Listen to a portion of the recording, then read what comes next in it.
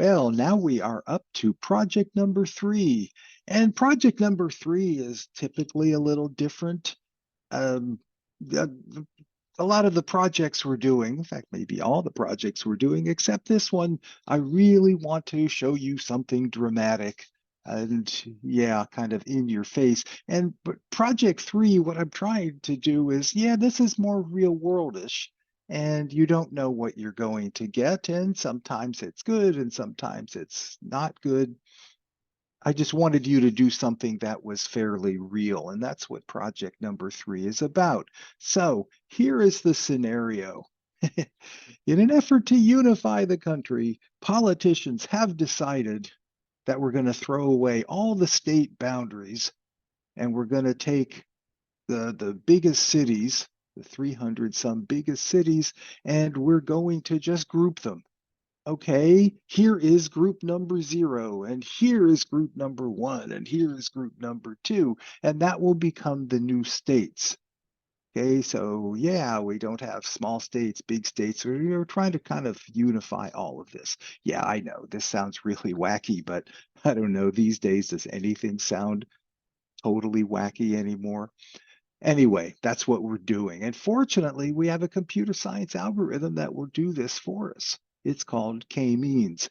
K-means works like this. So you're going to have a list of cities, 331 of the largest US cities, and you're going to pick some initial capitals. So we're going to try, oh, what if we do 2 state capitals? Okay, what do we get? What if we do 5? What if we do 10? All the way up to 50. Let's do 50, see what we get. So and this will be set from your script. So for some setting of the number of capitals, well, randomly pick them from the list of 331. That's what the algorithm calls for. I didn't do that. I just picked them at uh, uniform gaps within the list. So if we're picking 5, is sort of like 1/5 pick a city, 1/5 pick a city, and so on. But you can change that if you want. But that is the initial longitude latitude of that number of capital cities. Even though a city probably doesn't fall on the final longitude latitude we end up with, we're going to start with a real live city. Okay, so now we've got num capitals cities longitude, latitude. That's really what we care about. It's not so much the city name yet, but the longitude, latitude. And we're going to go through all the cities, the list of cities, and we're going to find out for each capital which cities are closer to that capital than to any other capital. And when we find that, so for every city, we're going to look at all the capitals and say, which one am I closest to? And whichever one that is, that's the one that you record. I belong to capital city number 3 kind of thing. Um, okay, so that's step 1. Well, I'm sorry, that's step 2. We're going to use Pythagorean distance, like longitude, latitude, square root of the sum of the squares. Yes, I know longitude, latitude doesn't actually give you on the ground distance. We're going to do it anyway, just because it's fairly straightforward. Okay, we're not going to talk about universal transverse Mercator projection today. Okay, so now we're all done and we've assigned the cities to certain state numbers, capital numbers, and we're going to go to that one capital city and we're going to look at all the cities that belong to it and we're going to average their latitude, longitudes. And that becomes the new capital longitude, latitude. Okay, so we've moved it to be the centroid of all the cities in that region. And then we're going to go do this again. Okay, so now we have num capitals, capital longitude, latitudes, and we're going to figure out which cities belong to that one. And so this will change. And normally you do this algorithm until there's no more changes. We're just going to do it 100 times. Yeah. Okay, the data. Fortunately, the US Census Bureau has this sort of thing. And so we have it. There were originally 333 in the list. I threw out the one from Alaska and the one from Hawaii because, well, if we're looking for closest distance, those are going to really skew the centroid. So now they're not in there.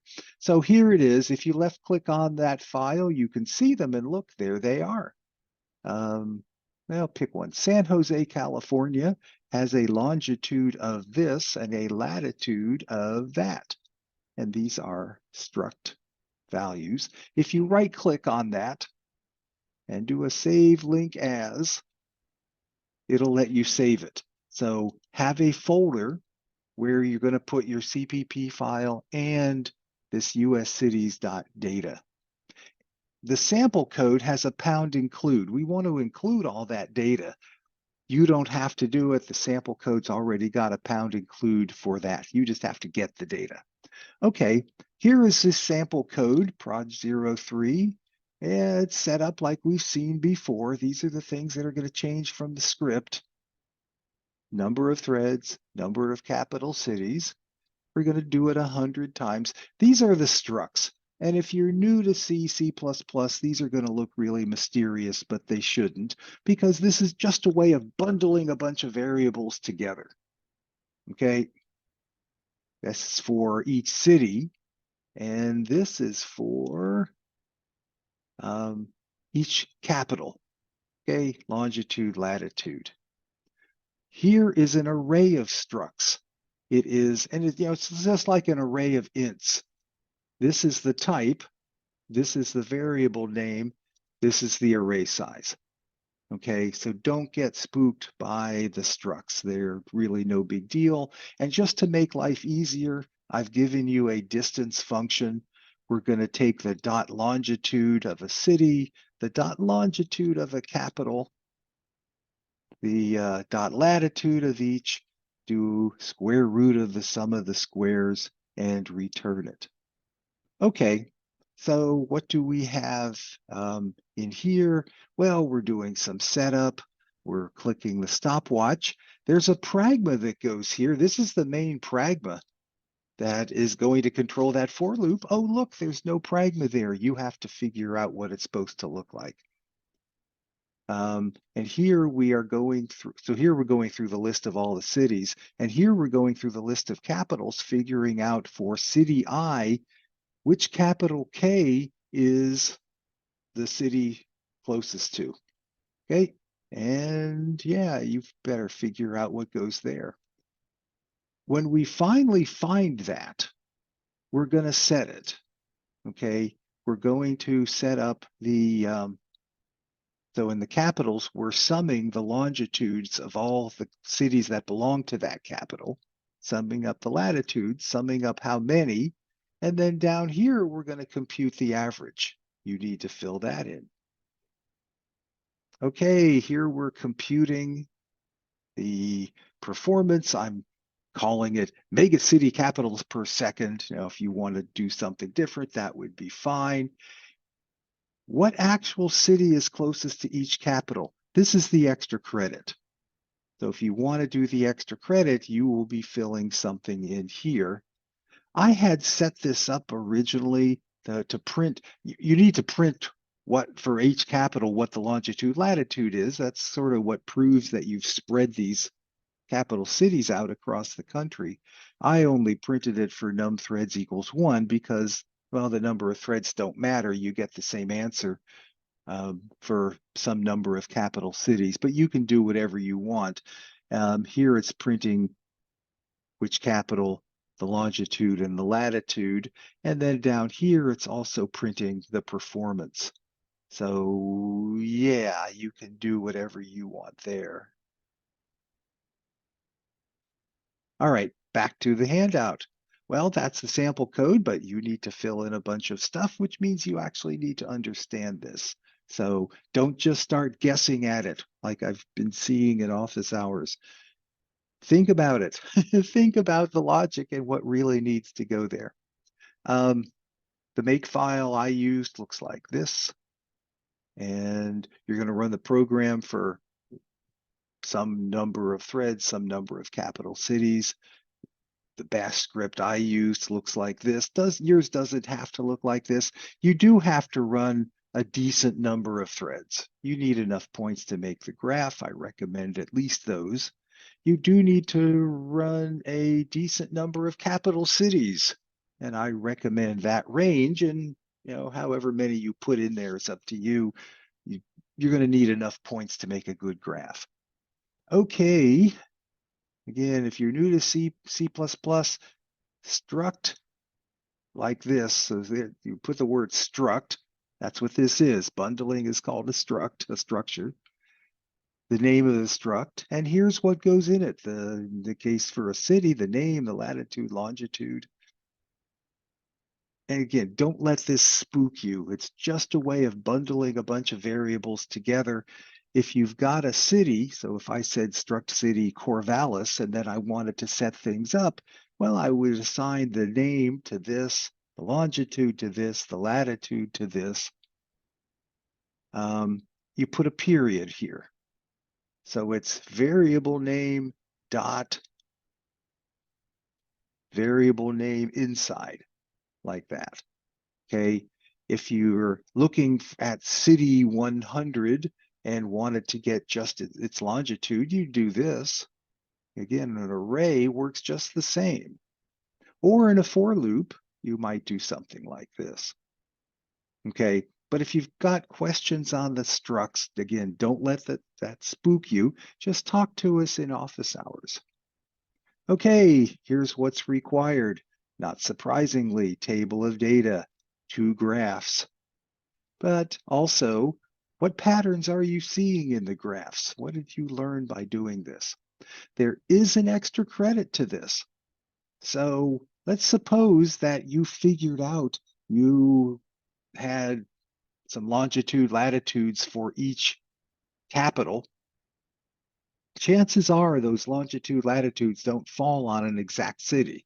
But what if you wanted the closest city? Okay, we're not going to build a new city. We're going to just go get the closest one. That's the extra credit, is for every capital longitude, latitude, figure out which city in the list is closest to it and print that out. Tell us that. Okay, so there you go. Let's take a look at it. So if I run this, when I called mine k-means, but I'm calling the sample code Project3. Whoops.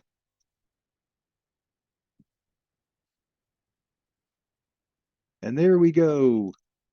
Let me stop this for a moment. So right here, we're doing 2 capital cities. And after running the k-means algorithm, it decided this was the latitude or the longitude latitude of one, and this was the longitude latitude of the other.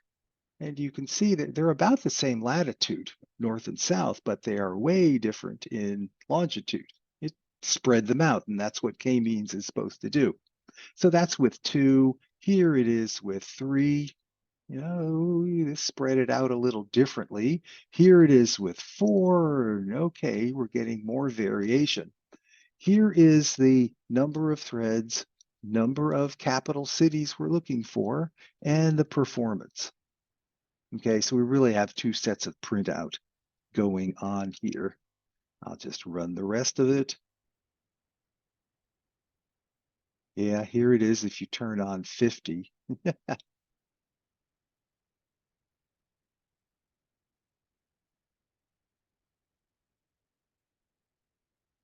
Okay, there we go.